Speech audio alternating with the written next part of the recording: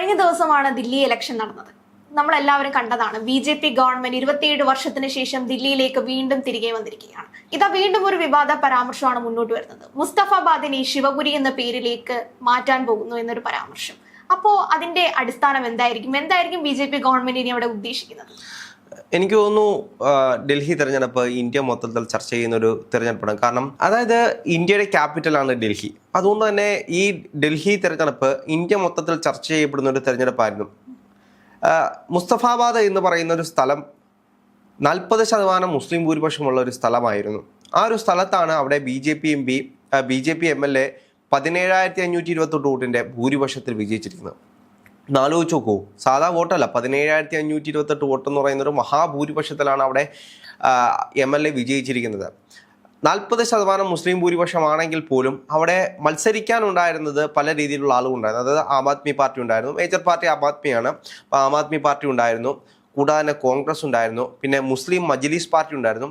അങ്ങനെ ഇങ്ങനെയുള്ള 3-4 പാർട്ടികൾ ഉണ്ടായതുകൊണ്ട് തന്നെ ഈ വോട്ടുകളെല്ലാം സ്പ്ലിറ്റായിപ്പോയി.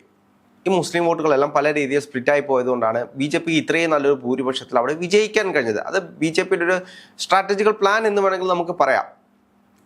അതിനപ്പുറത്തേക്ക് നമ്മൾ നോക്കിക്കാണുകയാണെങ്കിൽ BJP എല്ലാ സംസ്ഥാനങ്ങളിലും ഇങ്ങനെ ഓരോ പേരുകൾ വർഷാവർഷം ഇങ്ങനെ മാറ്റിക്കൊണ്ടിരിക്കുകയാണ്. അതവരുടെ ഒരു രാഷ്ട്രീയമാണ്, ഹിന്ദുത്വ രാഷ്ട്രീയം എന്ന് നമ്മൾ എപ്പോഴും BJPയെ പറയുന്നുണ്ടെങ്കിലും അത് കൃത്യമായി പൊളിറ്റിക്കലി അവർ ക്രിയേറ്റ് ചെയ്യുന്നൊരു അജണ്ടയാണ്. ആ അജണ്ട അവർ കൃത്യമായി മുന്നോട്ട് കൊണ്ടുപോകുന്നത്.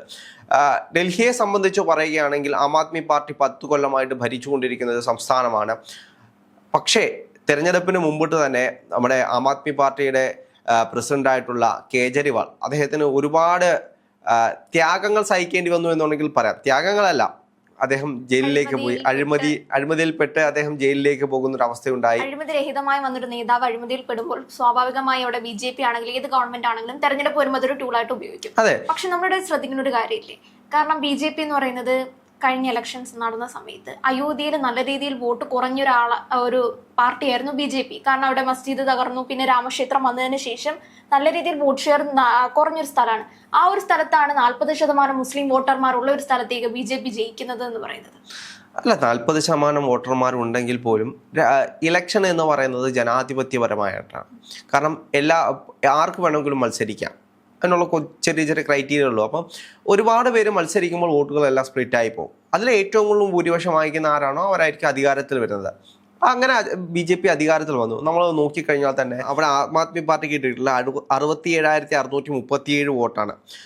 മുസ്ലിം മജ്ലിസ് പാർട്ടിക്ക് കിട്ടിയിട്ടുള്ളത് 33,474 വോട്ടാണ്. കോൺഗ്രസിന് കിട്ടിയിട്ടുള്ളത് 11,763 വോട്ടാണ്. അങ്ങനെ അത്രയും വോട്ടുകൾ സ്പ്ലിറ്റായി പോകുമ്പോൾ BJPക്ക് അവിടെ ലഭിച്ചിട്ടുള്ളത് 85,215 വോട്ടാണ്. മനസ്സിലായില്ലേ? അപ്പോൾ ബാക്കിയുള്ള വോട്ടുകളെല്ലാം സ്പ്ലിറ്റായി പോകുമ്പോൾ BJP ഒരു കോക്കസ് ആയിട്ട് പ്രതിപക്ഷ പാർട്ടി BJP ആണ്. അപ്പോൾ BJPക്ക് കിട്ടേണ്ട വോട്ടുകളും ബാക്കി ഇവരെ എല്ലാം പരിഗണിക്കാത്ത ആളുകൾ BJPക്ക് വോട്ട് ചെയ്യുന്നു. കാരണം നമ്മൾ കണ്ടതാണ്, ഡൽഹിയിൽ ഇതിനു മുമ്പിട്ടൊരു വലിയൊരു കലാപം ഉണ്ടായിരുന്നു. ഏകദേശം 50 പേരോളം മരിക്കുന്ന ഒരു കലാപം ഉണ്ടായ ഡൽഹിയിൽ ജനങ്ങളെല്ലാം വളരെയധികം പരിഭ്രാന്തരായിരുന്നു. 50 പേര് മരിക്കുന്ന മാത്രമല്ല, അന്ന് ആം ആദ്മി പാർട്ടിയുടെ ഒരു കൗൺസിലറായിരുന്ന താഹിർ ഹുസൈൻ എന്ന് പറയുന്ന ആൾക്കെതിരെയായിരുന്നു ഇത്രയും വലിയൊരു വിവാദമുണ്ടായിരുന്നത്. അല്ലെങ്കിൽ അദ്ദേഹം ജയിലിലേക്ക് പോകുന്ന ഒരു അവസ്ഥയിലേക്ക് എത്തി. ഈ കലാപത്തിൻ്റെ സൂത്രധാരൻ എന്ന് വേണമെങ്കിൽ നമുക്ക് പറയാം. അത് കൃത്യമായിട്ട് ഡൽഹി പോലീസ് കണ്ടെത്തി. അതുമാത്രമല്ല, അവിടെ ഉണ്ടായിരുന്ന ഒരു പോലീസുകാരനെ കൊന്നതുമായി ബന്ധപ്പെട്ട് അദ്ദേഹത്തിനെ ഈ വീട്ടിലേക്ക് വലിച്ചഴിച്ചുകൊണ്ട് പോകുന്നു എന്നൊരു സാക്ഷിമൊഴിയൊക്കെ ഉണ്ടായി. അതിന്റെ അടിസ്ഥാനത്തിലാണ് അദ്ദേഹത്തിനെ ചോദ്യം ചെയ്ത് അറസ്റ്റ് ചെയ്യുന്നത്. ആ ഒരു സമയത്ത് ആം ആദ്മി പാർട്ടി കൃത്യമായി മൗനം പാലിച്ചു. അതെ, ആം ആദ്മി പാർട്ടി അന്ന് മൗനം പാലിച്ചത് കൊണ്ട് മാത്രമാണ് ഇന്ന് BJP ഡൽഹി ഭരിക്കുന്നുണ്ടെങ്കിൽ അതിന് ഏറ്റവും വലിയ പ്രധാനപ്പെട്ട കാരണം ആം ആദ്മി പാർട്ടി തന്നെയാണ്. ഒരു പോരായ്മ തന്നെയാണ്. കാരണം ഇതിനു മുൻപാണെങ്കിലും ഇന്ദിരാഗാന്ധി ഭരിച്ച സമയത്താണെങ്കിലും ഒരു കലാപം ഉണ്ടായി കഴിഞ്ഞിട്ടുണ്ടെങ്കിൽ ഉറപ്പായിട്ടും അടുത്ത ഇലക്ഷൻ വരുമ്പോൾ ആ ഒരു ഭരിച്ച പാർട്ടിക്കെതിരെ കൃത്യമായിട്ട് ജനങ്ങൾ പ്രതികരിക്കുക തന്നെ ചെയ്യും. പക്ഷെ ആം ആദ്മി കൃത്യമായി ശ്രദ്ധിക്കണമായിരുന്നു. കാരണം 2020 ആ ഒരു കലാപം ഉണ്ടായി. അന്ന് ആം ആദ്മി പാർട്ടി മൗനം പാലിച്ചതിന്റെ ഫലമാണ് ഇന്ന് കാണുന്ന ഇലക്ഷൻ. അത് മാത്രമല്ല, കേന്ദ്രം ഭരിക്കുന്നത് എന്താ കഴിഞ്ഞാലും BJP തന്നെയാണ്. അപ്പോൾ അവർക്ക് ഒരുപാട് കാര്യങ്ങൾ അതിൽ ചെയ്യാനുണ്ട്. അത് മാത്രമല്ല, ഡൽഹി എന്ന് പറയുന്നത് കേന്ദ്രമാണ്. അതായത് ഇന്ത്യയുടെ മുഴുവൻ കേന്ദ്ര ബിന്ദു എന്ന് വേണമെങ്കിൽ നമുക്ക് പറയാവുന്നത് ഡൽഹിയാണ്. അപ്പം ഡൽഹിയിൽ എന്തു വിഷയമുണ്ടായാലും അത് രാജ്യാന്തര വിഷയമായിട്ട് ചർച്ച ചെയ്യപ്പെടുന്ന ഒരു വിഷയമാണ്. അങ്ങനെ ഉണ്ടായിരുന്ന ഈ താഹിർ ഹുസൈനെ ആം ആദ്മി പാർട്ടി മൗനം പാലിച്ചു. അവസാനം അദ്ദേഹത്തിനെ അറസ്റ്റ് ചെയ്തതിന് ശേഷമാണ് ആം ആദ്മി പാർട്ടി ഒരു പ്രസ്താവന പുറപ്പെടുവിക്കുന്നത്, ഞങ്ങൾ ഇദ്ദേഹത്തിനെ പുറത്താക്കുന്നു. അത് ജനങ്ങളുടെ മുന്നിൽ കണ്ണിൽ പൊടിയിടുന്ന രീതിയിലാണ് അന്ന് അവർ ആ ഒരു പ്രസ്താവന നടത്തിയത്. എന്തു തന്നെയാണെങ്കിലും ജനങ്ങൾ ഇതെല്ലാം നോക്കിക്കാണുന്ന ആളുകളാണ്. അവർക്ക് എന്താണ് വേണ്ടത്? മനസമാധാനമായി ജീവിക്കാൻ പറ്റിയൊരു ഇടമാണ് അവർക്കെല്ലാം വേണ്ടത്. ആ ഒരു സമയത്ത് ആം ആദ്മി പാർട്ടി മൗനം പാലിക്കുമ്പോൾ ജനങ്ങൾ ആരെ സപ്പോർട്ട് ചെയ്യും? കൃത്യമായി പറഞ്ഞു കഴിഞ്ഞാൽ അവിടെ പ്രതിപക്ഷം എന്ന് പറയുന്നത് BJP ആണ്. ആ BJP ആ ടൂൾ കൃത്യമായിട്ട് ഉപയോഗിച്ചു. അത് മാത്രമല്ല ഡൽഹി പോലീസ് ആണെങ്കിലും അത് കൃത്യമായിട്ട് ആളെ കണ്ടെത്തി ആ ഒരു കലാപം, ഇല്ലെങ്കിൽ അത് ഇന്ത്യ മുഴുവൻ ചർച്ച ചെയ്യുന്ന ഒരു വലിയൊരു കലാപമായിട്ട് മാറിപ്പോയതിന് ആ ഒരു വിഷയം. അത് കൃത്യമായിട്ട് BJP ഗവൺമെൻറ് ഇടപെട്ടത് കൊണ്ട് തന്നെയാണ് അന്ന് ആ പ്രശ്നം സോൾവ് ആയത്, അല്ലെങ്കിൽ അദ്ദേഹത്തിനെ അറസ്റ്റ് ചെയ്ത് ജയിലിലേക്ക് കൊണ്ടുപോയത്. അതിനപ്പുറത്തേക്ക് നോക്കുകയാണെങ്കിൽ കേജ്രിവാൾ അദ്ദേഹത്തിനെ വലിയ വലിയ അഴിമതികളുമായി ബന്ധപ്പെട്ട് അറസ്റ്റ് ചെയ്ത് കൊണ്ടുപോകുന്നു.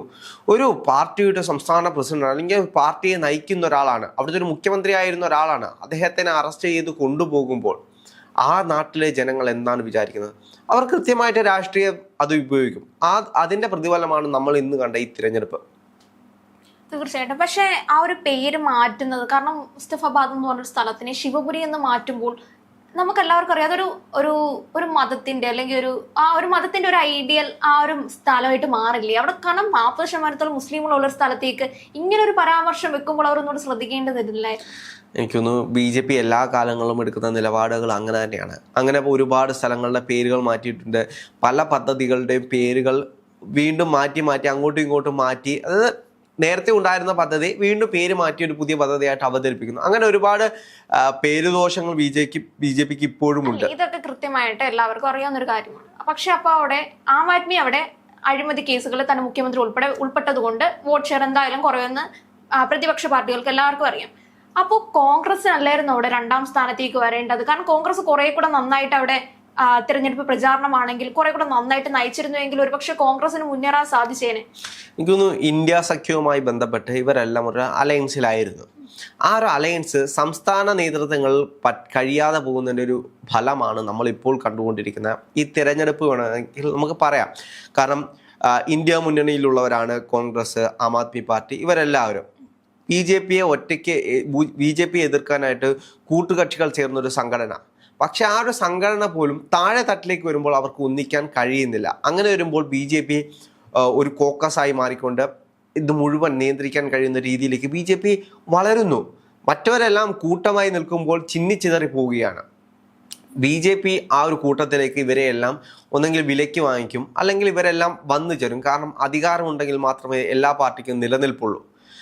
അല്ലെങ്കിൽ അഴിമതിയുടെ പേരിലോ മറ്റെന്തെങ്കിലും പേരിലോ ജയിലിലേക്ക് പോകേണ്ട ഒരു അവസ്ഥ വരും, അല്ലെങ്കിൽ ഒരുപാട് ത്യാഗങ്ങൾ സഹിക്കേണ്ടി വരും.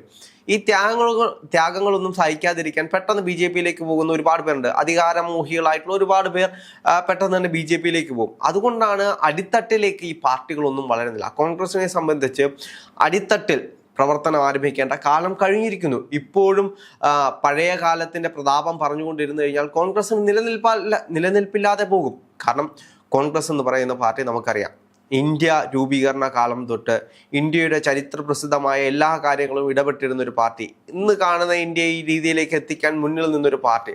ആ ഒരു സംഘടന ഇല്ലാതാകുന്നത് ഒരു കാലത്തും നല്ലതല്ല. കാരണം കോൺഗ്രസ് എന്നൊരു പറയുന്ന പ്രസ്ഥാനം, അല്ലെങ്കിൽ ആ പ്രസ്ഥാനം പറയുന്ന ആശയങ്ങൾ നിലനിൽക്കുമ്പോൾ മാത്രമേ നമുക്കൊരു ജനാധിപത്യ രാഷ്ട്രമായിട്ട് മുന്നോട്ട് പോകാൻ കഴിയുള്ളൂ. കാരണം നമുക്കറിയാം, നമ്മുടെ ഭരണഘടന രൂപീകരിക്കുന്നതുമായി ബന്ധപ്പെട്ട് കോൺഗ്രസ് എടുത്തു കഴിഞ്ഞ നിലപാട്, ഒരു മതേതര രാഷ്ട്രമായിട്ട് ഇന്ത്യ ഇന്നും നിലനിൽക്കുന്നുണ്ടെങ്കിൽ അതൊരു കോൺഗ്രസിന്റെ ഒറ്റൊരു ആശയം കൊണ്ട് മാത്രമാണ്. അപ്പം BJPയെ സംബന്ധിച്ച് നോക്കുകയാണെങ്കിൽ BJP പറയുന്ന ഒരു ഹിന്ദുത്വ രാഷ്ട്രീയമാണ് നമ്മൾ പലപ്പോഴും പറയുമെങ്കിലും അത് അടിത്തട്ടിലേക്ക് വരുമ്പോൾ ജനങ്ങൾക്ക് വേണ്ടി നിൽക്കുന്നതുകൊണ്ടാണ് പലപ്പോഴും BJP പ്രാദേശികമായിട്ടാണെങ്കിലും എല്ലാം വിജയിച്ചു വരുന്നത്. അതൊരു പ്രധാനപ്പെട്ട കാരണമാണ്. ജനങ്ങൾക്കൊപ്പം നിൽക്കുകയാണെങ്കിൽ ജനങ്ങൾ തീർച്ചയായിട്ടും അവിടെ മതമാണെങ്കിലും വർഗീയതയാണെങ്കിലും ജനങ്ങൾ ആരും നോക്കില്ല. കാരണം അവർക്ക് വേണ്ടത് വികസനമാണ്, അവരുടെ മനസമാധാനം നിലനിന്നു പോവുക. തീർച്ചയായിട്ടും. കാരണം ഡൽഹിയിൽ ആം ആദ്മി പാർട്ടി എന്ത് വികസനമാണ് കൊണ്ടുവന്നത് എന്ന്, കാരണം BJPയിലേക്ക് ഒരു ടൂളായിട്ട് ഇട്ട് കൊടുക്കുന്ന ഒരു കാര്യമായിരുന്നു യമുന പദ്ധതിയെ പറ്റി കഴിഞ്ഞ ഒരു ചർച്ചയിൽ പറഞ്ഞത് കൂടിയാണ്. കാരണം യമുന ജലം അവർ ശുദ്ധീകരിക്കുമെന്നത് അവരുടെ പ്രചരണത്തിലുണ്ട്. കഴിഞ്ഞ ഇലക്ഷന് സമയത്ത് ആം ആദ്മി പാർട്ടി മുന്നോട്ട് വെച്ചൊരു കാര്യമാണ്. അതവർ കൃത്യമായി ചെയ്തില്ല എന്ന രീതിയിലേക്ക് BJP ഗവൺമെന്റിനെതിരെയാണ് ആം ആദ്മി പ്രയോഗിക്കുന്നത്.